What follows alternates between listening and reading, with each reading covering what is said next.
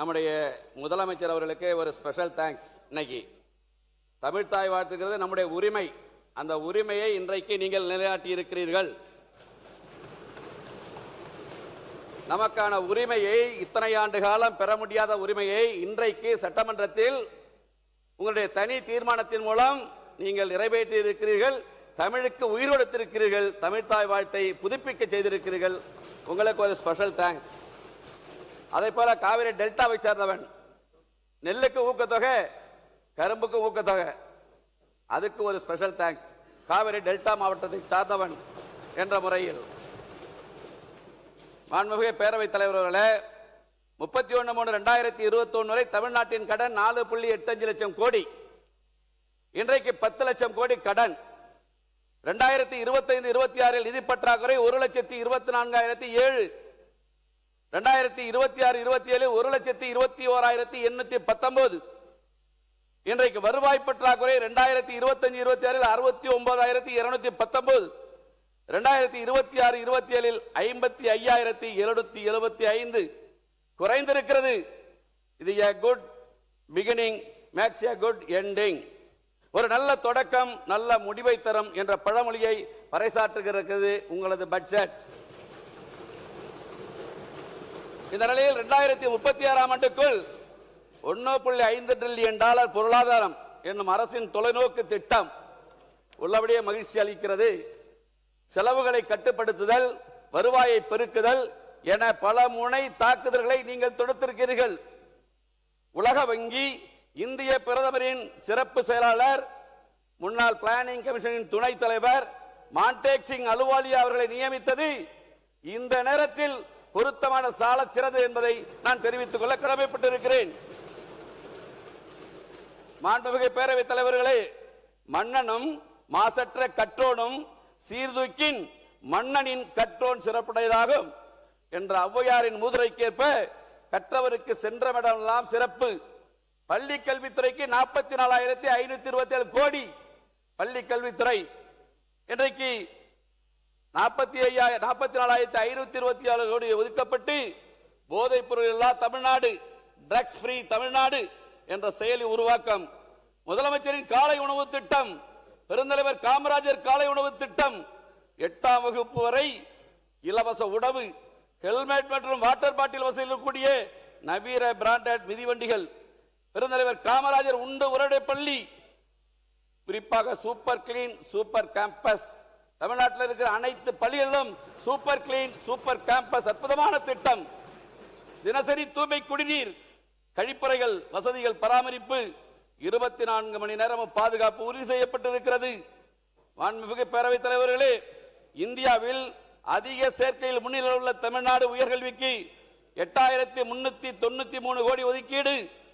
வெற்றி மடிக்கணினி திட்டம், பல்வேறு சமூக மதங்களைச் சார்ந்த இளைஞர்களை ஒன்றிணைக்கும் தமிழ்நாடு சுடர் TN சுடர் திட்டம், குறிப்பாக சீர்மிகு சட்டப்பள்ளி தரத்தில் school of excellence of law, 300 மாணவர் சேர்க்கையுடன் சட்டக்கல்லூரி மதுரையில் ஆரம்பிக்க இருப்பது தென் மாவட்ட மக்களுக்கு, இளைஞர்களுக்கு ஒரு வரப்பிரசாதம் என்பதை இந்த நேரத்தில் நான் தெரிவித்துக் கொள்ள கடமைப்பட்டிருக்கிறேன்.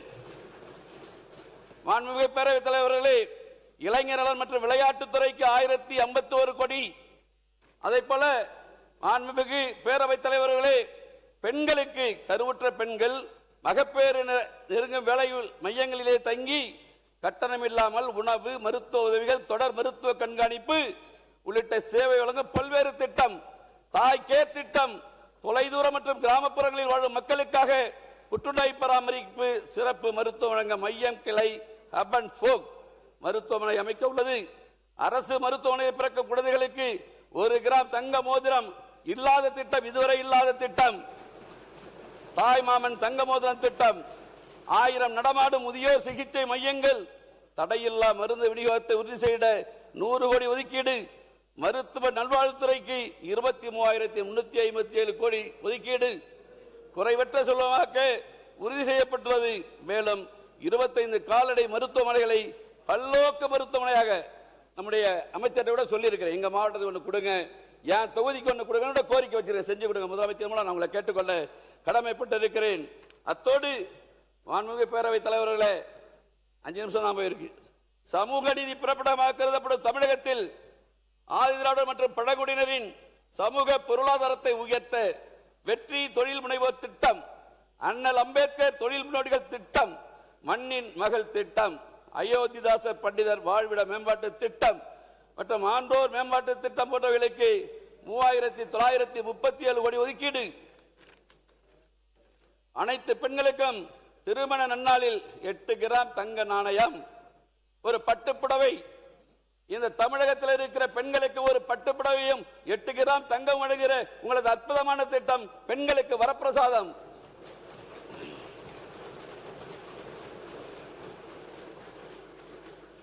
மாண்புமிகு பேரவைத் தலைவர் அவர்களே, அரசு பொறுப்பேற்றவுடன் 14,790 நபர்களுக்கு வேலை வாய்ப்புகளை உருவாக்குதல், 33,062 கோடி ரூபாய் மதிப்பிலான 7 புரிந்துணர்வு ஒப்பந்தங்கள் கையொப்பமாகி உள்ளது. செயற்கை நுண்ணறிவு தொழில்நுட்பத்துடன் விளங்கும் வழிகாட்டி 3 என்றும் தொலைநோக்கு புதிய சேவை திட்டம்.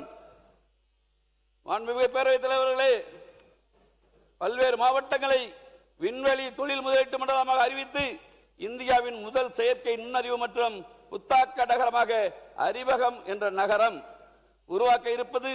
எஃகு உற்பத்தியை ஊக்குவிப்போம், பசுமை எஃகு உற்பத்தி முன்முயற்சி, தொழில் முனைவோருக்கான தொழில்நுட்ப முயற்சி இன்னும் பல்வேறு திட்டங்கள்.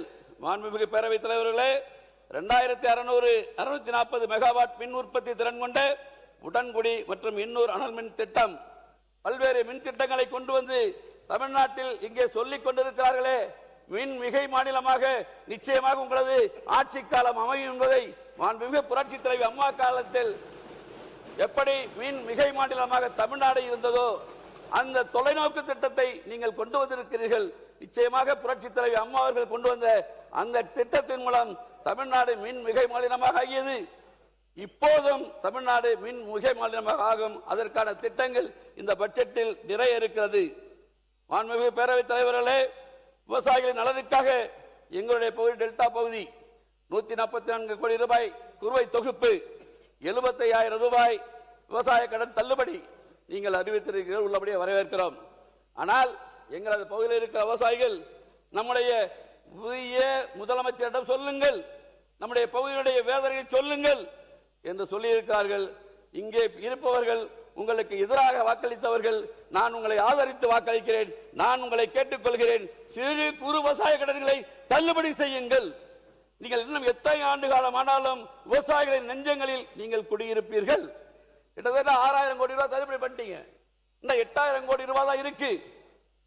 கிட்டத்தட்ட இந்த சிறு குறு விவசாயம் என்ன குறிக்கிடாதீங்க, மாண்புமிகு பேரவைத் தலைவர்களே, குறிக்கிடக்கூடாது. அப்ப நான் பேசுவேன்.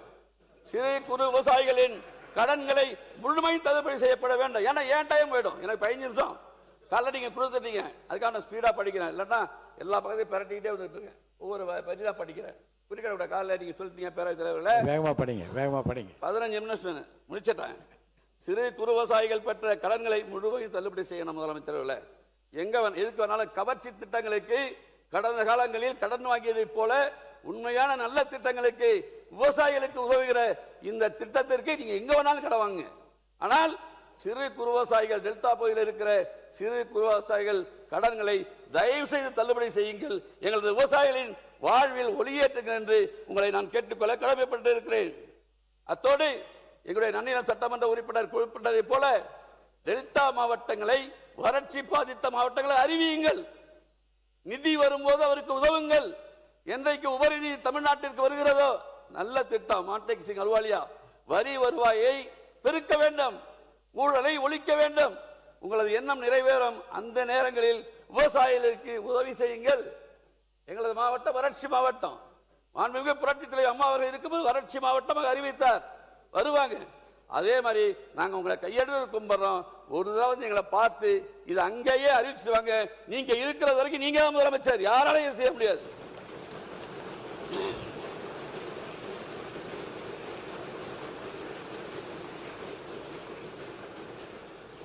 நிறைய இருக்கு, பேரத்தில் பாக்குறாங்க. கடைசி சப்ஜெக்ட் வந்துடுறாங்க. இப்ப வாட்டாள் நாகராஜ் இன்னைக்கு அத்திப்பள்ளியில தமிழ்நாட்டில இந்த வண்டி வரக்கூடாது, இன்னைக்கு வாட்டாள் நாகராஜ் சொல்லியிருக்கிறார். மாண்பு உறுப்பினர் கொஞ்சம் அந்த பிரச்சனைக்குள்ள போகாம போகல.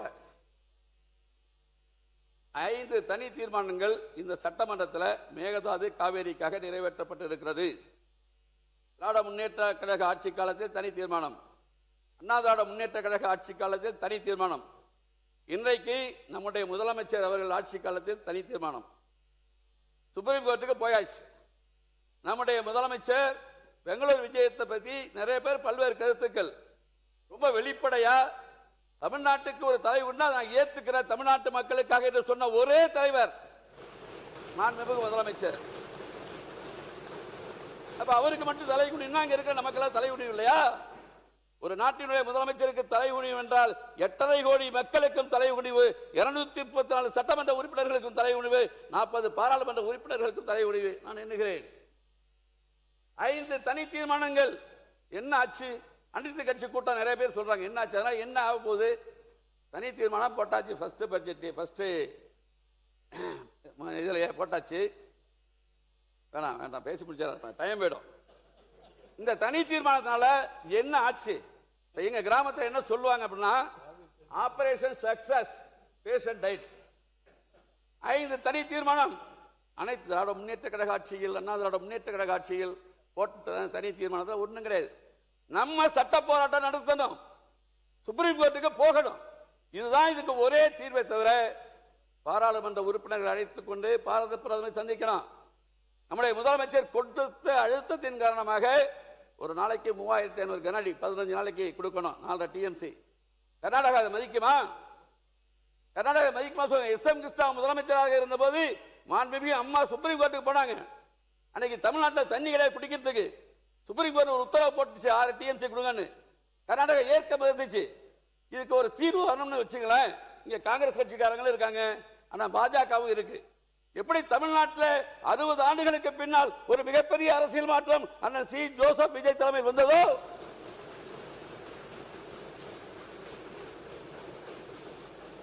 அதை போல கர்நாடகத்தில் காங்கிரஸ் பாஜக இல்லாத ஒரு அரசு அமையப்பெற வேண்டும். மத்தியில் பாரதிய ஜனதா காங்கிரஸ் இல்லாத ஒரு அரசு அமையப்பெற வேண்டும். அப்போதான் இருங்க இருங்க இருங்க அப்போதான் இந்த 2 அரசாங்கமா உட்காருங்க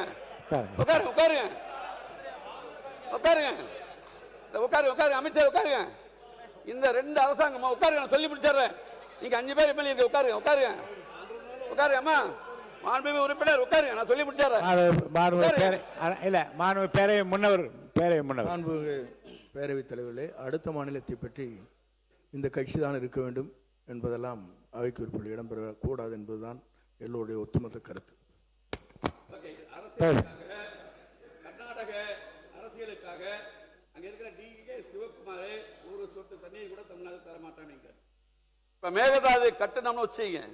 இப்ப கபினிலிருந்து வரக்கூடிய எக்ஸஸ் வாட்டர் கடந்த ஒரு மாதமா நமக்கு 10,000, 15,000, 20,000, 30,000, நேற்றுக்கு 8,000 கனஅடி தண்ணீர் கபினிலிருந்து நமக்கு வருது மேட்டூருக்கு. இந்த மேகதாது அணை கட்டினா நம்முடைய மரியாதைக்குரிய சகோதரி சொன்னாங்க, சௌமியா பாட்டாளி மக்கள் கட்சியுடைய தலைவர், தருமபுரியிலிருந்து 4 கிலோமீட்டர், நம்ம தமிழ்நாட்டிலிருந்து 4 கிலோமீட்டர் சொல்லி இந்த மேகதாது அணை கட்டப்பட்டால் இந்த 10 நாட்களாக வந்த உபரி நீர் தடுக்கப்படும். அங்கே ஒரு சொட்டு தண்ணீர் கூட தமிழ்நாட்டுக்கு வராது. டெல்டா பாலைவனமாகும். ஒரு காலத்தில் இலங்கையிலிருந்து அகதிகள் வந்ததை போல எங்களுடைய டெல்டா பகுதி விவசாய தொழிலாளர்கள் பாதிக்கப்படுவார்கள், வேதனையோடு சொல்கிறோம். இதை அப்படியே தடுத்து நிறுத்த வேண்டிய பொறுப்பு நம்முடைய முதலமைச்சருக்கு அனைத்து தகுதி இருக்கு. இன்னைக்கு தான் 100 நாள் தான் நம்முடைய முதலமைச்சர் பதவியேற்று 10/5/2026 பதவியேற்றாங்க. நம்ம சட்டமன்ற உறுப்பினர்லாம் 11ஆம் தேதி பதவியேற்றோம். 100 நாள் தான் ஆகுது.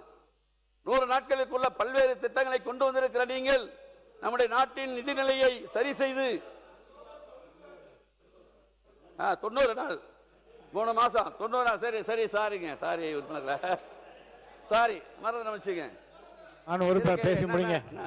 100 நாட்களுக்குள்ளாக பல்வேறு திட்டங்களை கொடுத்திருக்கிற நம்முடைய முதலமைச்சர் விவசாய சங்க பிரதிநிதிகளாக நம்முடைய அமைச்சர் பெருமக்களை பார்த்து 2 நாள் பேசினாங்க.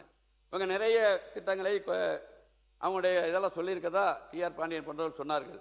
நான் நம்முடைய முதலமைச்சரை பார்த்து கேட்டுக்கொள்வது, எங்களுடைய விவசாய பகுதி ஜூன் 12ஆம் தேதி திறக்கப்பட வேண்டிய தண்ணீர் திறக்கவில்லை. இன்னமும் தண்ணி வருமா வராதா அப்படிங்கிற கேள்விக்குறி இருக்கு.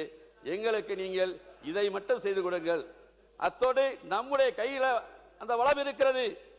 டெல்டா மாவட்டங்களில் ஆயிரக்கணக்கான ஏரிகள், குளங்கள், வாய்க்கால்கள், மிகப்பெரிய ஏரிகள் இருக்கிறது எங்கள் பகுதியில்.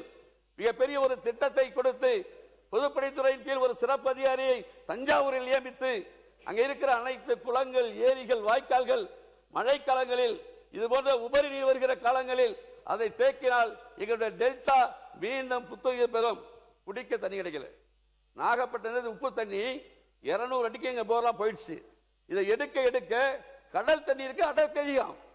அந்த பிரஷர்ல எங்க நீடாமங்கலம் நீடாமங்கலம் வருது. அதனால ஒரு குடிநீர் கிடைப்பதற்கு வழிவகை செய்ய வேண்டும். அனைத்து திறமைகளையும் ஒருங்கே பெற்றிருக்கிற நம்முடைய முதலமைச்சர், இளைஞர்கள் அமைச்சர்கள், இளைஞர்கள் சட்டமன்ற உறுப்பினர்கள், இளைஞர்களால் எதை வேண்டுமானாலும் செய்ய முடியும் என்று இருக்கிற இந்த நிலையில் எங்களையும் நீங்கள் காப்பாற்றுங்கள், எங்களுக்கு வாழ்வழிகளை சொல்லி முடிக்கிறேன். நன்றி, வணக்கம். மாண்புமிகு உறுப்பினர் தாத்தா பிரவீன் அவர்கள். தாத்தா பிரவீன் அவங்க பேசலாம். பேரவைத் தலைவர் அவர்களே, இப்ப 65 ஆண்டுகளுக்கு பிறகு காங்கிரஸ் ஒரு ஆட்சி கூட்டணியில் அமர்ந்திருக்கு. 60 ஆண்டுகளுக்கு பிறகு கண்டிப்பாக இந்த தண்ணி பிரச்சனையை நம்மளுடைய முதலமைச்சர் கூட காங்கிரஸும் நின்று இது கண்டிப்பா ஒரு முடிவு எடுப்போம். அதுக்கு இப்பதான் வந்திருக்கோம். நம்ம 60 நாள் தான் இருக்கு. கண்டிப்பா முடிவு கண்டிப்பா நடக்கும். முயற்சி கண்டிப்பா எடுக்கிறோம். காங்கிரஸ் என்னைக்கு உறுதுணையா இருக்கும். நன்றி.